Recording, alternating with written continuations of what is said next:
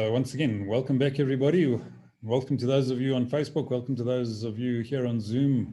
For those who've just joined us, I'm Ivan Anderson, virtual Trade Fair.global, going live around the world today, going global, as we've said. So it's been a fascinating morning so far. We've started off in South Africa. We then went across to New Zealand. We came back to South Africa. Now we're off to Perth via Canada slightly, I think, but you know, situated off there in Perth at this stage of the game is our next guest speaker, Doyle Buehler. Doyle has been with us both events prior to this, so both in our event in June and in July, and we've had fascinating insights from him on the digital world, everything digital, and of course this virtual trade fair is exactly all part of that digital experience. So again, I just need to say, please guys, pop across to the website, pop across to our exhibitors, go and see who's exhibiting and what they're exhibiting. You know, feel free to pop in chats and comments into the chat box. You know, get across to the various elements, our sponsors and our partners. Once again, thanks very much to everyone. Optimum, Platinum, Gold, Fours, Chamber, Wisdoms, Gig, Designs, BBX, and of course your partnerships global. All of those folk have helped make this day possible, so I really appreciate that from all of you. So please get across, connect with everybody, and like and share on Facebook. Get the live stream out there. We want to take this as far and wide as possible. So Doyle, can you still market, scale, and evolve your business during a crisis and an economic downturn? Well, I don't have those answers, but definitely I believe our next speaker is certainly going to answer maybe some of them, but possibly pose a few other questions in the process. So Doyle, welcome back, and thanks so much for your time once again, and we're really looking forward to your presentation this morning. So over to you.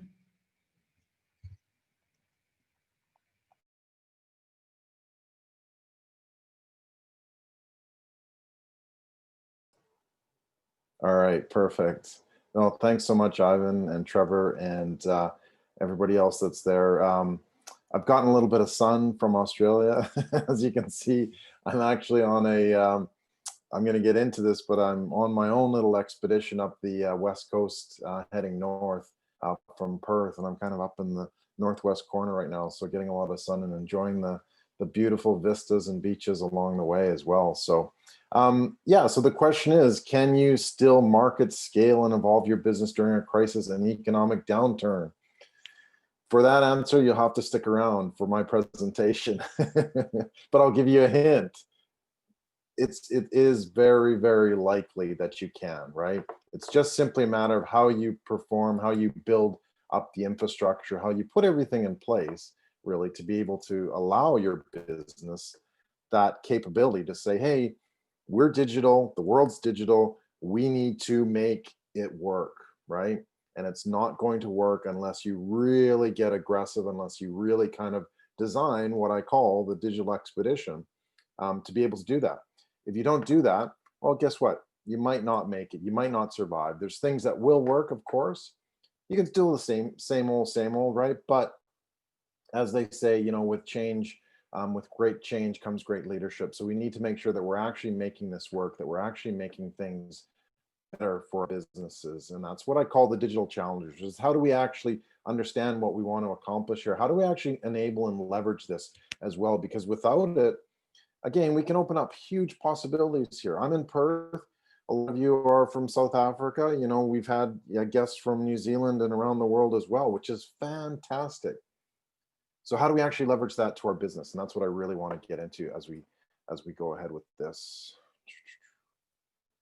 See if we can get the next slide. There we go. So what I'm going to be doing is going through what I call the digital expedition. And this is a giant worksheet. And I'm going to say that you can actually, where did I wanted to put it in the chat? I had a link that you'll actually be able to go to.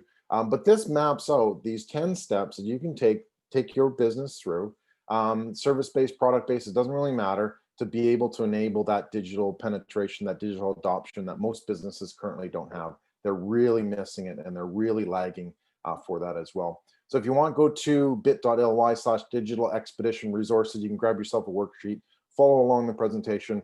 and we'll go from there. You can download it or whatever the case may be as well. So Digital Expedition Resources. If you have any questions, please type in chat along the way. Hopefully we'll have some time at the end to be able to answer them as well, and go from there. So really we're talking about, like I said, the journey of discovery and opportunity. And really what's there is that you're already sitting on a mountain of value. Like, let's be honest, I'm not saying to pivot. I'm not saying to, you have to redesign your business. It's not a matter of, shifting or whatever the case, whatever terminology you use.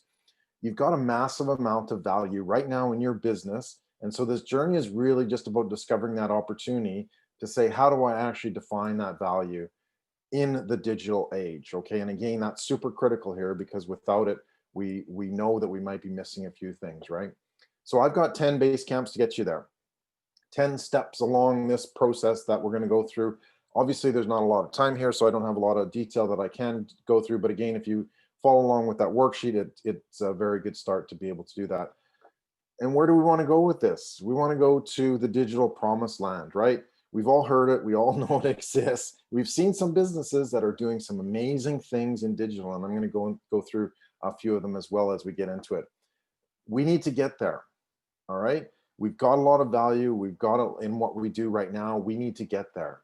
And that's how we're going to design what I call the 10 base camps. So the first one is very, very important. And this is basically taking a look at sense making. And that is using your expertise. Everybody has that expertise right now at this moment that you're using for your business every single day when you get up and help clients or help businesses or sell products or whatever the case may be.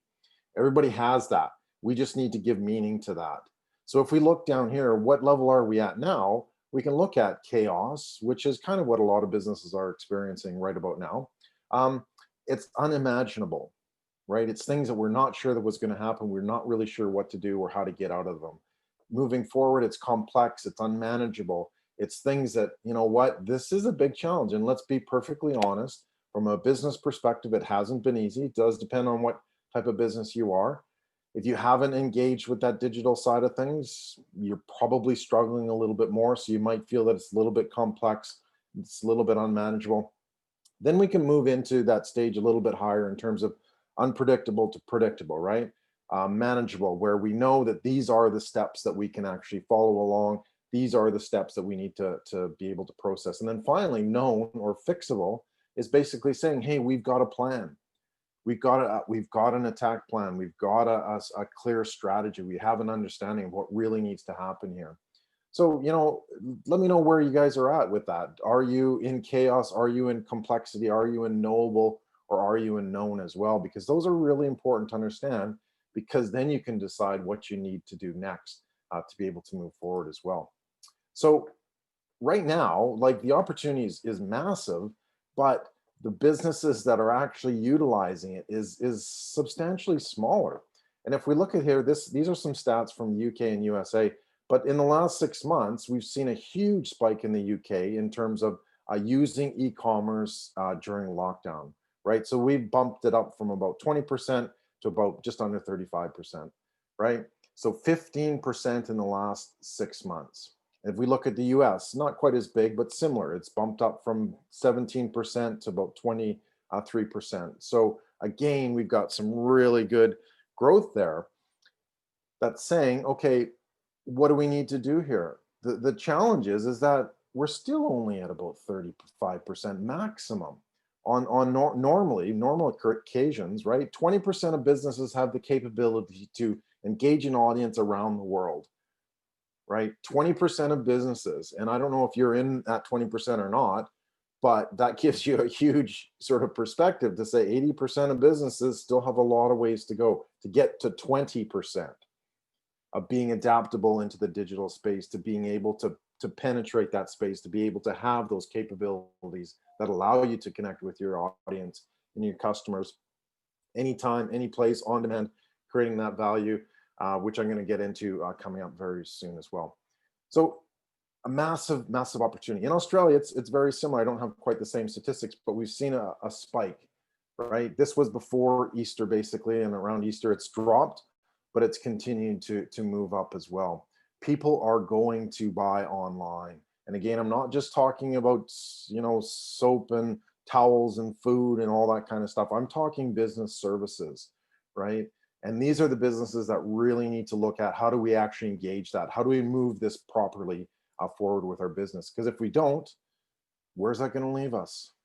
So in terms of adoption or penetration, like that's it, like 20%. That's, I don't know, it just blows my mind. The internet has been around for like 25 years. And I know most businesses aren't quite that old, but there's the whole learning curve thing where a lot of businesses before us have said, we're going to go digital. But guess what? Only 20% of them. So to me, it's like, wow, we need to get moving, right?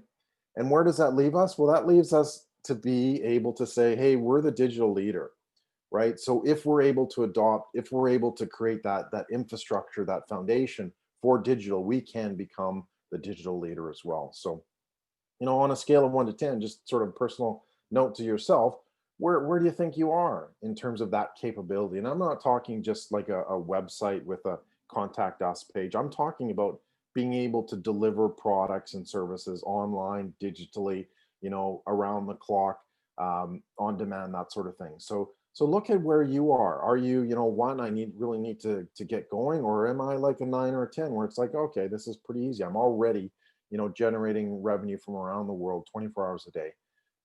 And that's a great business model that we all want to have. Now, if we look at here, this is what we've actually seen, this little snaggletooth right at the end. This is 5 years of growth in 3 months. Okay, so I showed you about the 20% adoption. Those businesses that have grown, like from 20 to 35%, for example, they've grown 3 months. Sorry, they've had 5 years of growth in 3 months. So again, we got to look at how are we within that 20%? Are we adopting to digital, or are we just kind of letting it pass by? And what if you could have that massive amount of growth that none of these other companies are having? The 80%, guess what? They're not having that growth. The ones that are in the fight are the ones that are winning. And that's the critical ingredient here. If that's going to continue, we certainly can't hope so. There's obviously going to be some drop, but the majority of it is going digital. We've seen that in the behaviors of consumers, of business, B2B, B2C, it doesn't really matter. Again, the environment has changed, and we need to now adapt, not just to digital, but the way that products and services are both being offered. There's a fun little, I'm not sure if you can hear that, but why can't you have both? Porque no los dos, right?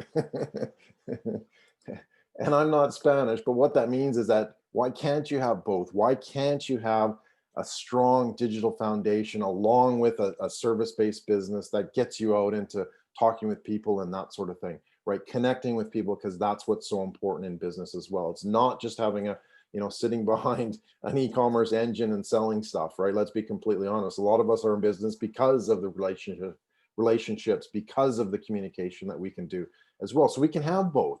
We're at sort of that precipice to say, this is what we can do. This is how we can actually move things forward with our business. We can have both.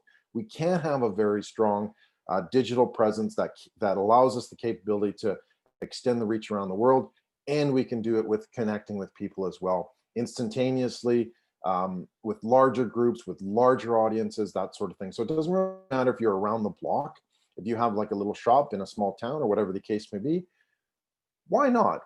Ask yourself, what if I could have customers from across the state or across the ocean or around the world, or that sort of thing, right? So it really becomes a business objective, if of course you want to, but you do have that capability to say, I can do that. I can still have my neighborly business, my small little shop, but guess what? I can sell to people around the world. I can offer my services to people around the world. And guess what? Isn't that a tremendous opportunity for all of us? I believe so. All right, so can we actually, base camp number 2 is inflection in economy. And we need to look at how do we actually move this forward, right? Can we make a difference in the economy? And a lot of us, and the previous speaker was talking a lot about that, the dive and then the recovery as well. I'm a strong believer that, guess what, if the economy is on a slope downwards, we can take action against that. I'm not saying we control the economy, let me get that straight. I'm saying we control our response. Okay, we control how we actually engage our business with the economy. So we can do what's basically an inflection point, that's this point here where the curve suddenly changes, where we can act upon those changes specifically. And in this case, it's by putting together a digital expedition. It's by saying, I want to make a change. These are the steps that I'm going to engage. These are the steps that I'm going to manage. This is how I can make the change. So it is very feasible, even despite the downward growth. And Australia here has entered officially a recession as well. It's a matter of what can you do with your business? What can you control versus what you can't control? I can't control the economy, but I can control my business. I can control how people understand and get to know my business, and I can bring my business through again this thick patch, these times of change, if I've got a plan, if I have something that actually works to be able to do that. And so we can do a couple things, right? We can start today, we can wait for tomorrow, we can wait for the day after tomorrow as well. It really becomes imperative. When are you going to take action, right? When is the best time to plant a tree? Sorry, let me back up here. When is the best time to plant a tree? Right, it was yesterday. Okay, when's the second best time? It's today. So you have to decide, when do I want to be able to do that? And that then determines when are you going to be able to progress off of that curve as well. You can do strategic, which is reinforcing success. You can do something which, sometimes it might work, or it might feel like it's working, but it might also feel like you're really spinning your wheels, spinning your gears, and nothing's really happening because it's unstable. If you're just doing something to get by, to get to the next day, to just make the next sale, guess what? It's going to be unstable. Or you simply do nothing. I'll just wait and see. Do nothing, which is going to reinforce failure as well. So those are the three options that you can take with this in terms of, how do I manage that business? How do I actually decide what it is that I want to be able to do? Where do you fit? Do you want to do strategic? Do you want to reinforce success? Do you want to do something just to kind of get by, or do you want to do nothing and just see what happens, right? And we kind of know what's going to happen then. So Basecamp number 3 is about signals and strategy. And this is really sort of understanding your audience to say, hey, these are the pieces that we need to be able to take along the path. So we need to be able to listen. What is our audience saying, right? We need to understand, there's a difference between listening and hearing, right? What is somebody actually telling me when I listen to them, as opposed to, oh, they just said this, and that's what they obviously must mean. It goes into our next step coming up very quickly. But clarity versus noise. A lot of times there's a lot of distractions, and there's a huge amount right now online and social and digital and everything else, right? It's not very clear what is good and what's bad and that sort of thing. There's just simply a lot of noise. So we have to be able to listen through this. We have to look at static versus slipstream, right? Can we smooth out what's going on? Can we get in contact with our audience? And one of the main ways to see this is, ask yourself, is your audience wearing noise canceling headphones? They're nice for the customer, right? Because they don't hear all this noise, but does that detract from us being able to actually engage with our audiences as well? Because if we don't, that's where we're going to miss out. That's where we don't actually, again, if we're not listening, we're not hearing what they're actually telling us. So, if you've got a chance, what are the signals you're being sent? And again, sometimes these are very obvious, like they want to see more information. They want to get to know you. They want to understand, how your solution helps you. They want to see, examples of that and that sort of thing. So what are the signals? These are clear signals that, again, they're quite obvious. Sometimes, again, people might not necessarily articulate them, but it's something that it's very definitive that this is what they want. This is what they've asked me to deliver, and this is what I'm going to deliver as well. So again, quickly, if you got some time for your own notes or whatever, what are the signals you're being sent right now from your audience? And then we get into what I call the missing bullet strategy. And back in World War II, there was actually a lot of aircraft that went from England across into Europe and that sort of thing. And a lot of them weren't coming back, right? They're getting shot down. So what they decided to do was this big study to say, hey, how can we protect these aircraft so that they actually make it back? So when the aircraft landed, what they did is they had the scientists, the engineers rather, in their white lab coats, and they're busy counting bullet holes. So they go and they count all the bullet holes and that sort of thing.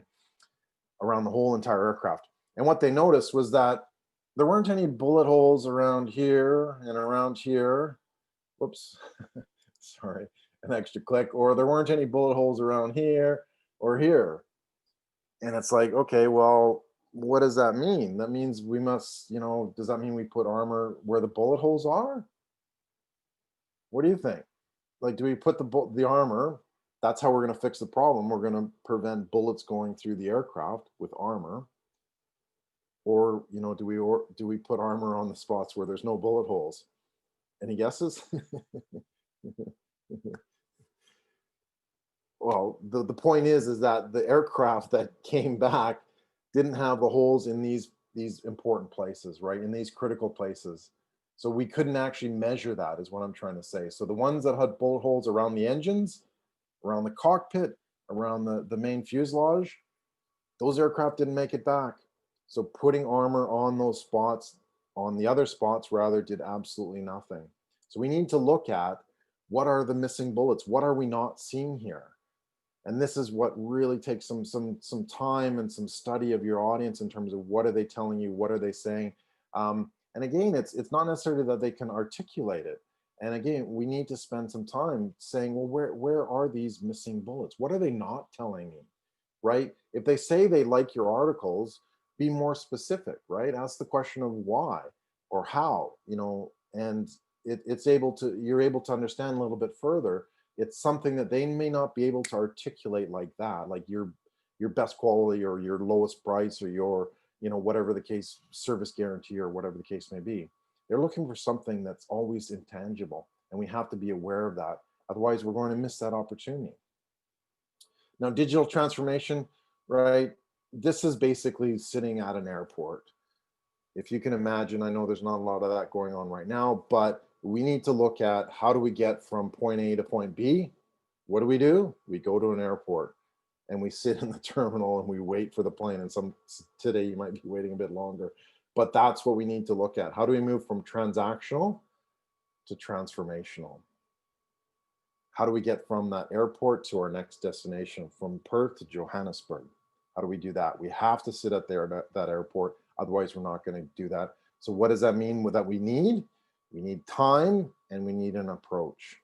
And we also need to be able to say, these are the tactics that I need now. These are the strategies that I need now. This is the vision that I need now.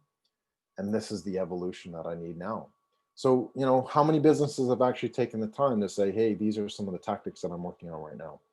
These are some of the strategies. This is my vision of the company down the road.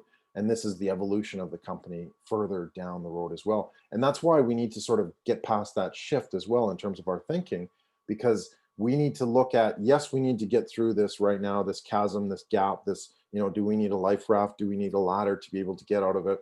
But we still need to be able to understand how we can move forward past that as well. Because if we're not thinking a little bit further, we're going to be doing this do something, right? That's sort of our head down, just don't, let's get this stuff done as quickly as possible, or let's do what we can right now. That's, yes, obviously important, but we need to expand the blinders, which I'm going to show you how to do as well. So we need to understand where we are now, right? And that's what I call fear, learning, and growth. And this is really understanding what's important for us at this point in time, which is what I call the fear zone. Zone 1 is fears, because we are a lot of us, not everybody, we're scared. It's like, oh my God, I've lost a number of clients or customers. They've decided they don't want to spend anymore. Like, my business is going down or whatever. I don't know what I should do, basically. So we need to identify that, to say, this is how we're going to address that. And we do that by understanding the state. We do that by understanding the knowledge. We do that by looking at some symptoms, some tools, and being strategic and looking at outcomes. There's a lot to go into here, so I just kind of want to give you a quick overview. So we move from zone 1, which is the fear, to zone 2, which is learning. We've now got a good idea to say, hey, we can actually implement this. We can actually look at, these are the pieces that I need to be able to do. And just sort of from a perspective, this one is quite prevalent here, but we move from a how-to.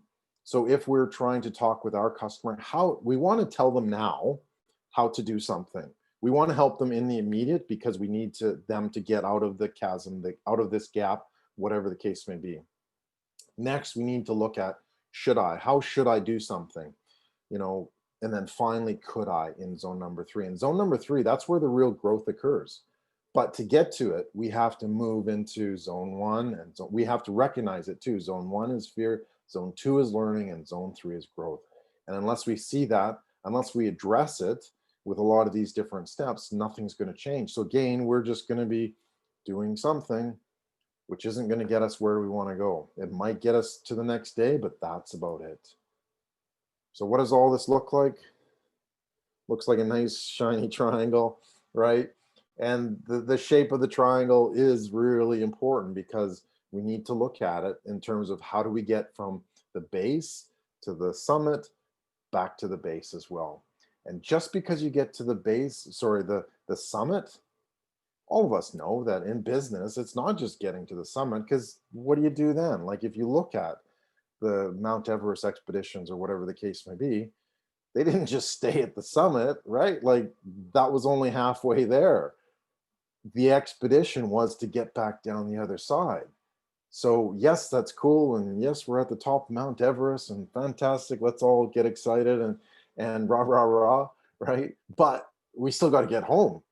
And in this case, that means that there's still some steps that need to be taken to be able to understand those steps so that we continue that momentum, so that we continue that growth, so that we continue being able to grow our digital business.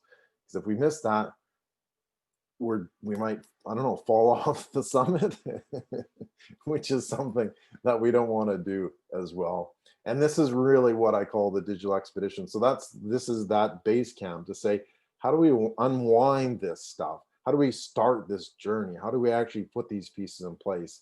And it's a concept I call the black wire. And this is a lot of the chaos that we all experience in digital with our websites and SEO and social media and content and everything, right? It's bloody confusing, even for myself, who's been in the industry for like 20 plus years. We need to be able to pull this black wire, right? And if you've ever noticed when you're like trying to unwind a cord or a hose or wind it up, what do you have to do with it? You have to like give it a little twist or a turn or that sort of thing. You can't just wind like this, because what happens? It gets tangled. And if you've actually taken a look at it, the reason it gets tangled is because we're actually moving it from a 2-dimensional object to a 3-dimensional space, right? We're pulling it out. So we got to give it this little twist. And that's what I call a digital expedition. So we have to look at, how do we move things around? How do we define what I call the point of clarity? Move up the obstacle to the point of certainty, and then down the other side to the point of competency. What's the best way to cross the Grand Canyon? I've asked this question a few times on social media. What is the best way to cross the Grand Canyon? It's not always just walking down the canyon one side across the river and then back up the other side. It's not. It's taking a helicopter. It's taking an airplane. It's taking, a hang glider, right? So there's better ways. We have to think 3-dimensionally because that's important. That gives us the height. And if you've noticed, I talk a lot about airplane and aviation metaphors. In one of my previous careers, I was a ex-military pilot and then went on to aerospace engineering. This is like over 20 years ago. So aviation is part of what I've created my life around. So that's why I love to talk about airplanes and aviation, if anybody's wondering. But the point is that we have to look at, how do we actually move ahead, and how do we move up above what everybody else is doing, right? Because if we're doing the same thing, we're going down the same road, we're going to be encountering the exact same problems, and we're not going to make any difference. So those are the 3 elements that we need to look at: the point of clarity, the point of certainty, and the point of competency. We need to be able to develop these over time so that we can really move forward. So actually, let's move on to the next step. So this really becomes the understanding of, is it a safari or is it an expedition? And I've never been to South Africa, but I understand there's a lot of safaris, right? And what are those? Those are observations where you go in your Range Rover and you watch the lions, and the tigers and the giraffes and that sort of thing as well. So that's the difference. an expedition, this is how we get you to the digital promised land. We have the 10 base camps to get you there. We go through the fear, learning, and growth, and we get you to the digital promised land. You couldn't do that on a safari, and no offense to anybody who runs safaris, right?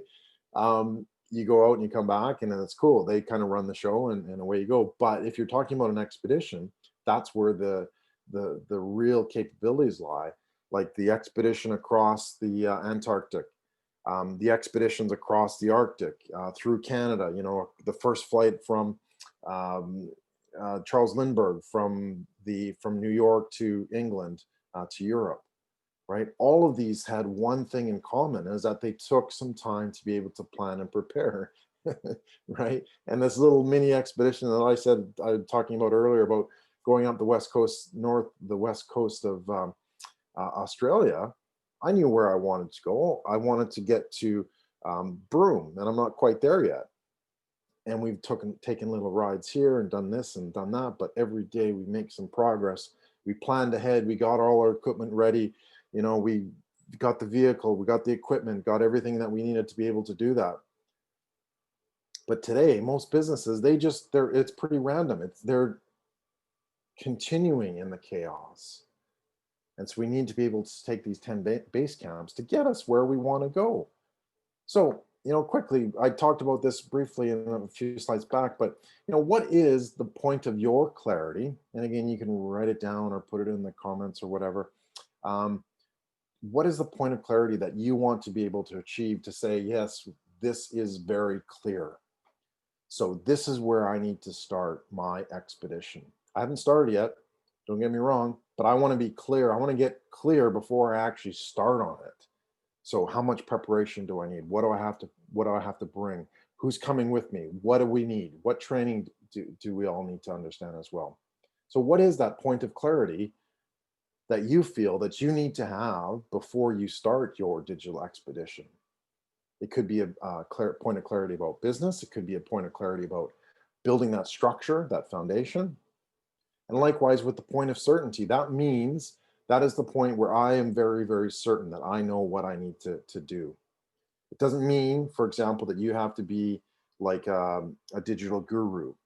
It doesn't mean that you have to be, you know absolutely everything about digital. But what it does mean is that you need to understand what pieces you do need, and more importantly, what you don't need.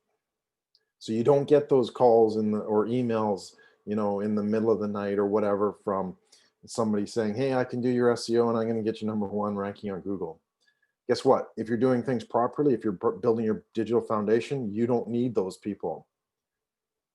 They're basing their business upon the fact that you're not sure if I need them or not, but I'm telling you, you don't need them. So how do you get to that point of certainty to say, this is what I need, this is what I don't need?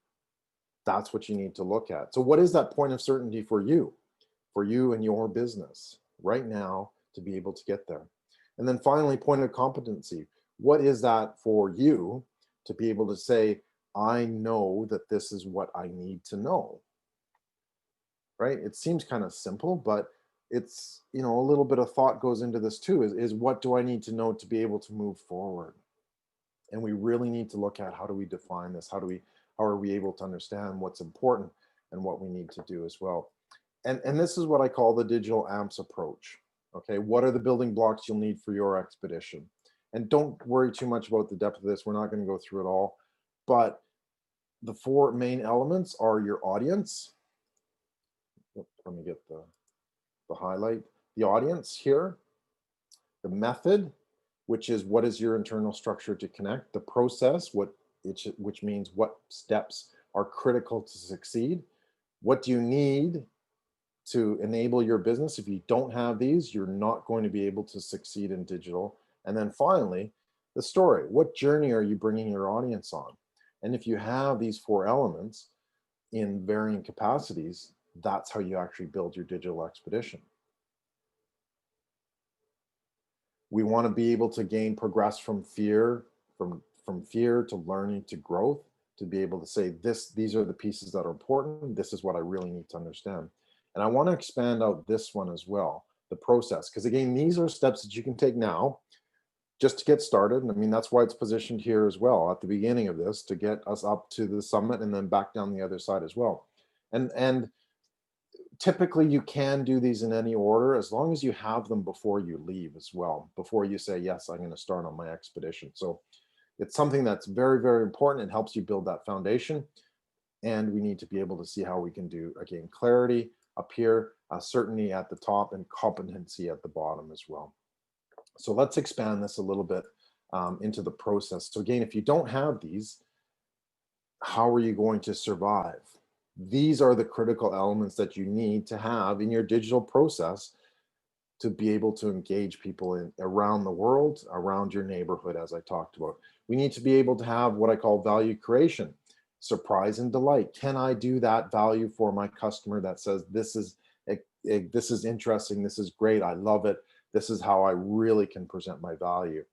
Are you able to produce a digital experience that's personalized, that's directed at your audience, that says, I know you? It's not just some random, not some chaotic process that says, hey, let's try this, let's try anything that works and go from there. It's not. Are you creating a personalized digital experience worth remembering? That's remarkable. And then finally, digital delivery. Are you able to do this on demand?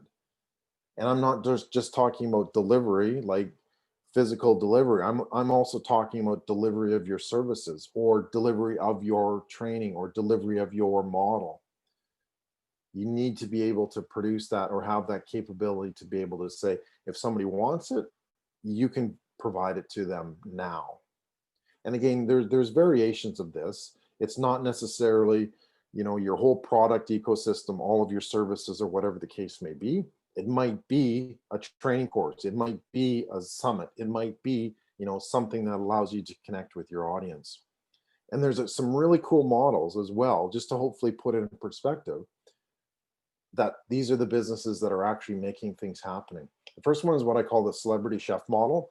So this is, I'm not sure if you guys have HelloFresh in South Africa, but basically it's in Australia, and I think it's in Canada and the US and that sort of thing. I don't know if it's in Europe. I'd love to know if it is. But anyway, basically you buy your ingredients once a week and they ship it once a week to you. And then you actually collect the ingredients and chop and that sort of thing. So it's not like prepared food where it comes in like a ready to eat container and you throw it in the oven kind of thing. This is actually ingredients. So HelloFresh meets Jamie Oliver. He's the celebrity chef. He's had a show the last couple of months where it's him making some dishes. It's like his family are filming him and he's in his kitchen, and it's really, really cool because he's connecting with people. He's making these dishes and away we go, right? He's able to make them up in however time needed. So that's the process. So HelloFresh meets Jamie Oliver meets Uber Eats. And I'm talking here about delivery, right? So can we actually create a model that allows us to deliver our product instantaneously? Right now, even if you're in the e-commerce world, you can compete with Amazon. You can compete with the big hardware stores and the big grocery stores as well. There's products out there, there's services out there that allow you to connect with a similar service like Uber Eats, where the drivers are available and ready to be able to pick up a package and ship it to a customer immediately within a couple of hours. Amazon has their Prime. Guess what? You can enable that with your business right now as well. You can also look at subscription services. You can look at the multiple payment methods as well, where you can actually pay, pay before, like basically it's a service that allows you to be able to pay for your product, but you pay it then back in installments as well. So HelloFresh meets Jamie Oliver meets Uber Eats. What does that mean? Basically saying that you take the ability to be able to deliver your product specifically for them now. You're able to do sort of the celebrity chef, and I'm not talking a chef specifically. You are, in a lot of service-based businesses, they have the personality, which is you. You're able to convey that expertise. You're able to deliver the ingredients, right? How do I actually solve the problem? How do I produce the results? And you're able to do it instantaneously as well. From a restaurant model, these are the ones that we're going to see a lot more of, being able to do this. So it's group cooking online with a celebrity or a local chef, and you have the ingredients and you're able to deliver that to your customer immediately as well. The next model to look at is what I call the Netflix of spectacle. So Cirque du Soleil is a business out of Canada. They went into receivership a couple months ago. I don't know if they've been able to recover. But if you look at it, they're one of the companies that are not in that digital adoption curve, right? They're in the other side. They're the ones that have not engaged that at all. And the reason I say that is because despite the fact that if you've ever been to a Cirque du Soleil presentation, yes, it's a wonderful experience. Yes, it gives you, sight and sound and feeling and shaking and all that kind of stuff, right? The fact is that in this environment, not everybody can go see your show. Not everybody can connect with you right now, but they can in the digital space. So can you imagine if Cirque du Soleil took some of their events, some of their programming, and actually created, again, a streaming service for that business that allows them to connect with their audience around the world. Doesn't matter if you're in the same city, doesn't matter if you're around the world, you can actually buy a subscription. They didn't do that at all. So where are they now? I don't know, but they've filed for bankruptcy. Again, this was back in June. I haven't actually followed that story any further. Then you look at a company like Disney, who said there's a play in the U.S. called Hamilton, and it's a big deal, right? But the problem is that not everybody can go see it right now. They haven't been able to produce that. So what did Disney do? They said, let's just go film this. Let's record it. Let's make a video of it. No new fancy stages, just use the stage from the show, and then they stream that service, right? Disney is in that 20% of companies that have already adapted to digital. Cirque du Soleil, they have not done that at all. So imagine if, again, you can sell a subscription service, Cirque du Soleil, that's spectacle, a Netflix of spectacle. Their revenues would go up substantially as well. So we need to look at how do we actually create these three things. And all of these models, they're creating the value. They're surprising and delighting. They're creating this digital experience that's personalized and creates an audience experience. It's nothing else, right? The audience is the primary function of this. And they're able to deliver it on demand. And that means like right now, right here, right now, whenever it is that I, as your customer, want it. So quick question, what do you have in place that allows you to create that value, allows you to create that digital experience, and allows you to be able to deliver it digitally? Do you have all three? And if not, that's fine, but start to outline these, start to put these steps together in terms of these are the three things, these are the starting blocks to say I'm getting ready for my expedition as I get into this as well. All right, so how does that all fit together? So what we need to do next is look at what I call a flight plan. It doesn't matter. This is not a business plan, right? This is, consider it like a roadmap, but again, we've added that extra dimension because every aircraft that ever leaves the earth, leaves the runway, has to file a flight plan. Okay, it doesn't matter if you're just going around the neighborhood and going around the coast and looking at the fish in the reefs or whatever the case may be. Every time a plane leaves, they have to file a flight plan. And the reason they do that is so that they know where they're going and the steps that they need to be able to take along that way as well. Because if they don't, guess what? That's how planes were lost. That's why, you had to send out search and rescue teams because they didn't know that this plane had left, or it left and it didn't return. So where to go, we have no idea. Guess what? You have to follow a flight plan. These are the specific steps that you need to take along the way. And what I've done is actually just taken this so that you can see each step is one of these elements. Okay, 3, 6, 9, 12 elements here. If you can prioritize them, and again, this is not something you can do overnight. This takes some time to be able to build that. If you can take those 12 elements, prioritize them into specific building blocks, that becomes your flight plan. So start simple, start down here, building blocks 1, 2, 3. What should you work on first? Your value creation, your digital experience, and your digital delivery. Then once you have those, move on to the next ones, the next 3 and the next 3 and the next 3. And eventually you'll have a full flight plan rather. So what I recommend is take those 3, list them out in your priority. And again, every business is different. So you need to be able to look what's going to work for my business right now. Prioritize those steps. If you don't have them, start to look at them. What specific actions can you actually do? And then continue on. When do I want to finish this? Because again, it's going to take some time. Don't believe that you can get this done overnight. I'm telling you now, digital is not easy. I said that at the beginning, right? It's hard, but it becomes easier as we become more prepared for it, as we know what we need to prioritize and how we need to prioritize as well.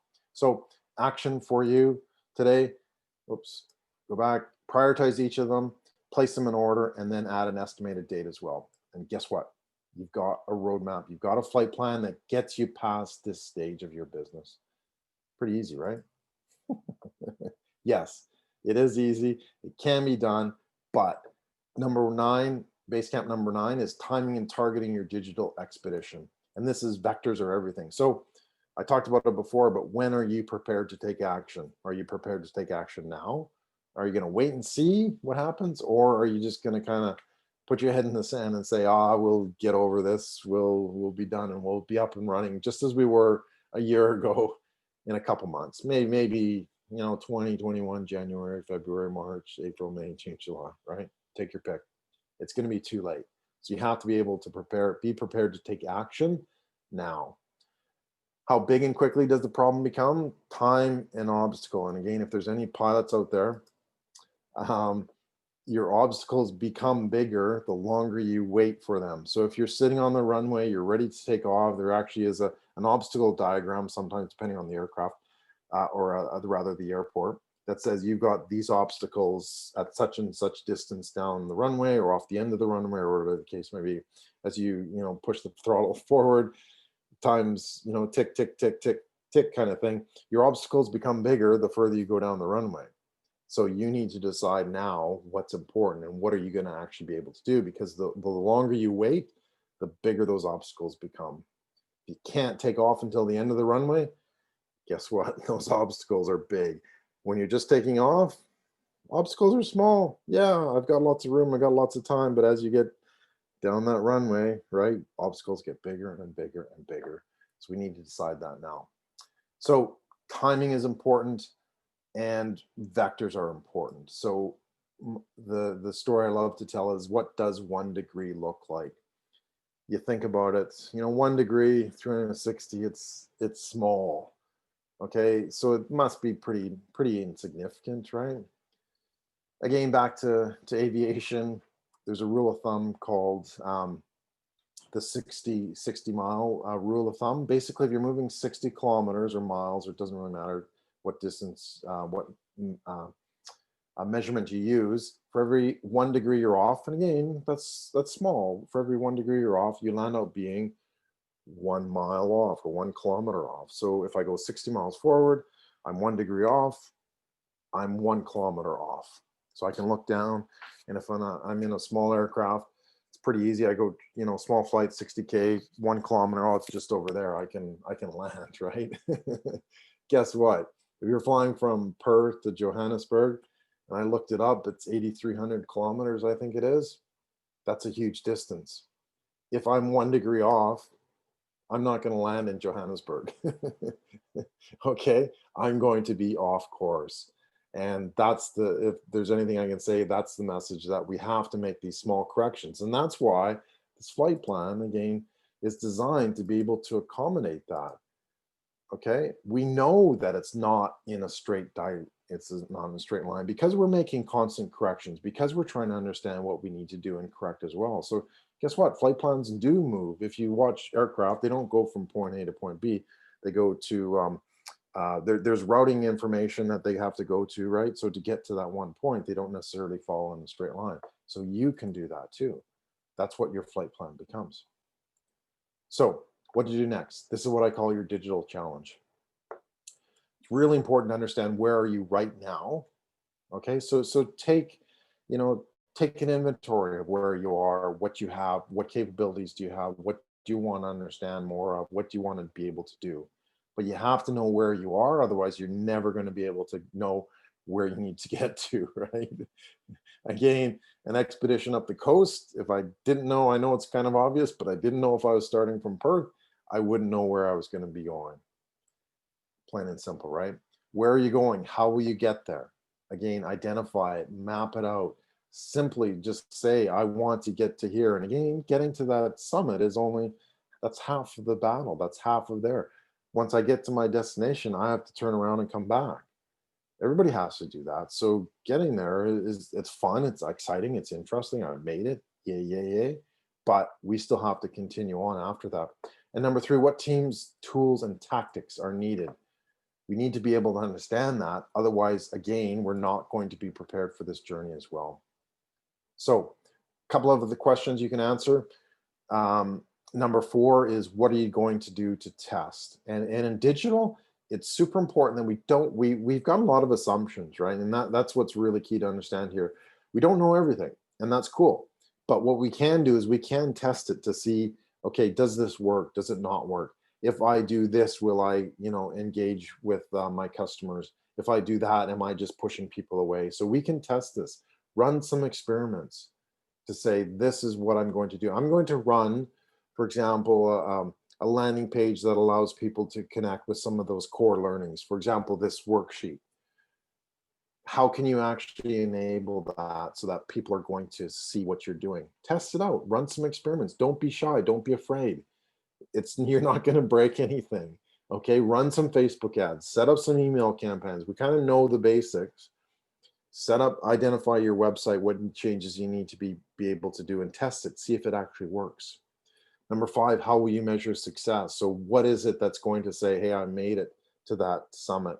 Again, I need to continue down the other side, but how will you measure this success? Is it a number of clients? Is it, the way that you deliver your product? Is it the way that you deliver your service? Again, look at those 12 elements from the A.M.P.S model, because that's what gives you that structure to say, hey, I can tick all these 12 triangles off, all these 12 elements of the triangles off. And number six, what are the base camps of your business? I gave you 10, right? What about your business? Your business won't have these same. This is kind of my methodology to show you these are how you actually build that capability into your business, but they can be different from for your business. We need to look at, how do we take our customer, our audience, on that critical journey that gets them to that point of success. Okay, we're not Luke Skywalker, we're Yoda. So what are your 10, what are your base camps? Again, you don't have to have 10, but what are the base camps of your business to get your customer to their destination and back again? Those are the critical steps that you want to be. My final part of my challenge is, do you want to be part of 1 million global companies that hit 50% and beyond in digital adoption and penetration by 2024? If you do, please get in touch, because we're going on an expedition to be able to get to that goal as well. It's a big goal. It's going to be hard. It's going to be tough. It's going to take a lot of work. But once we get there, we're going to have some amazing success. All right. So congratulations to everybody for listening. You are now the new digital CEO, the Chief Expedition Officer. So go forth to your expedition as well. All right. Just a final thing. If you want to find out where you are right now, you can head to leadership.digital, and that's basically does an inventory of what you need to know right now. And for everybody who's on this broadcast, if you do the assessment tool, I'll send you a book, and I'll also send you a paper copy of that worksheet as well. And as I mentioned before, you can go contact me at doyle@dep.digital, or you can actually go into the resources and worksheets as well that I have, bit.ly/digital expedition resources. All right, thank you.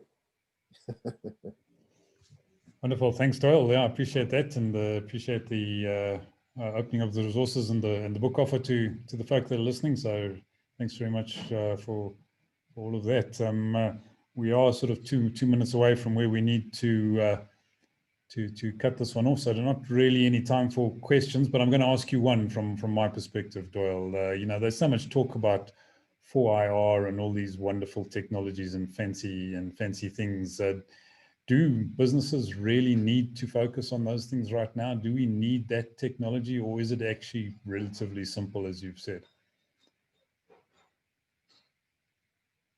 You muted yourself. Where is Doyle? Sorry about Sorry that. about that. No, it's my fault. Yeah, look, the cool thing is that if you're doing this, you don't need to worry about the technology.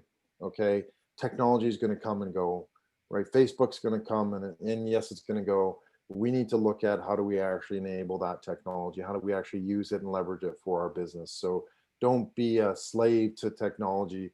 You know, use it for part of your expedition, right? Use it for the things that are important for you, but don't get tied to it so that if the technology dies, your business doesn't need to die as well.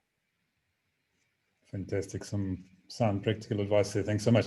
So once again, Doyle, absolute pleasure having you on board this morning. I really appreciate. Well, it's your afternoon time, isn't it? What what time are you now? It's 7 o'clock. I'm just about to head to the pub. There you go. So yeah, so some of us don't have that privilege right now, but I think you've deserved a quick one or two. So please go and enjoy. And absolute pleasure having you on again. And thanks so much for your time. And your Always my pleasure, Ivan. And thank you so much for the opportunity, everybody. Super. Great. Thanks everyone. All right. Good. Virtual claps are all around. Thank you.